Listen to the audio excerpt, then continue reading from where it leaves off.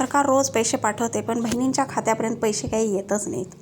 नगर परिषदेच्या निवडणुकीचा हा कालावधी होता आणि जवळपास राज्यातल्या सगळ्या नगर परिषदांच्या निवडणुका लागलेल्या होत्या आणि साधारणपणे या सगळ्या कालावधीमध्ये आचारसंहितेच्या कालावधीमध्ये काही आपल्यालाही बंधनं असतात आणि त्याच्यातून या नगर परिषदेची आचारसंहिता ही महिनाभर आधी लागली. त्याच्यानंतर मतदान झाल्यानंतर सुद्धा आचारसंहिता लागू होती. मधल्या कालावधीमध्ये आमचं अधिवेशन होतं, त्यामुळे आधीच्या महिन्याचा लाभ हा वितरित केलेला आहे. नोव्हेंबर महिन्याचा या आचारसंहितेच्या कालावधीतला जो आहे तो त्या ठिकाणी प्रलंबित राहिलेला आहे, तो आम्ही निश्चितपणाने लवकरात लवकर लाभार्थ्यांच्या खात्यामध्ये जमा करू.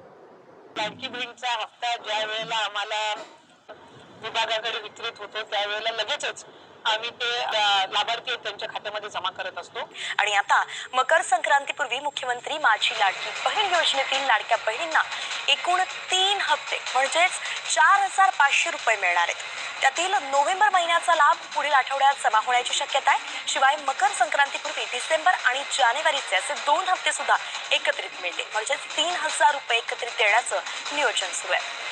वरिष्ठ अधिकाऱ्यांनी खरं तर ही माहिती दिलेली आहे. लाडकी बहीण योजनेचा लाभ सुरू ठेवण्यासाठी ई-केवायसी बंधनकारक करण्यात आलेली आहे आणि त्यासाठी 31 डिसेंबरची मुदत सरकारकडून दिली गेली आहे. पण आता सुरू असलेल्या महापालिका निवडणुका आणि आगामी जिल्हा परिषदेच्या निवडणुकांमुळे ई-केवायसीला पुढे आणखी 1 महिन्याची मुदत वाढही मिळू शकते. तुम्ही व्हिडिओमध्ये पाहिलंच असेल, मराठी न्यूज चॅनलवर आलेली ही बातमी. काल आलं होतं 3,000 मिळतील, आज आले 4,500 मिळतील. रोज नवीन आणि खोटी बातमी येते आणि आम्ही न्यूज चॅनलवरती विश्वास नाही ठेवायचा, मग कोणावर ठेवायचा हेच आजकाल कळत नाही. निवडणूक झाली, निकाल आला तरी अजून लाडक्या बहिणींना पैसे मिळायचं काही नाव नाही.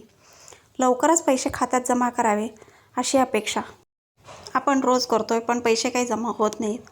सरकारने लवकरात लवकर पैसे जमा करायला पाहिजे. लाडक्या बहिणींना या 1,500 द्या, 3,000 द्या, नाही तर 4,500 द्या. त्यांच्या हक्काचे पैसे सरकारने लवकरात लवकर खात्यामध्ये जमा केले पाहिजे, हीच विनंती. व्हिडिओला लाईक करा, शेअर करा आणि चॅनलला सबस्क्राईब करा. थँक्यू. लाडक्या बहिणी या अपात्र ठरू शकतात. आताची महत्त्वाची बातमी नीट आहे का? लाडक्या बहिणी या अपात्र ठरू शकतात, कारण लाडकी बहीण योजनेमधून लवकरच 40 लाखांहून अधिक लाभार्थ्यांवर अपात्रतेची टांगती तलवार असणार आहे. राज्य सरकारकडून 31 डिसेंबरपर्यंत ई-केवायसी करण्याची मुदत देण्यात आली आहे. मात्र आतापर्यंत केवळ 1,60,000 महिलांनीच ही प्रक्रिया पूर्ण केली आहे. त्यामुळे या योजनेमधील 40 लाख लाडक्या बहिणी या अपात्र होऊ शकतात, अशी माहिती राज्य महिला आणि बालविकास विभागातील एका वरिष्ठ अधिकाऱ्यांनी दिली आहे. अशाच नवनवीन अपडेटसाठी चॅनलला सबस्क्राईब करा, व्हिडिओला लाईक करा, शेअर करा. थँक्यू.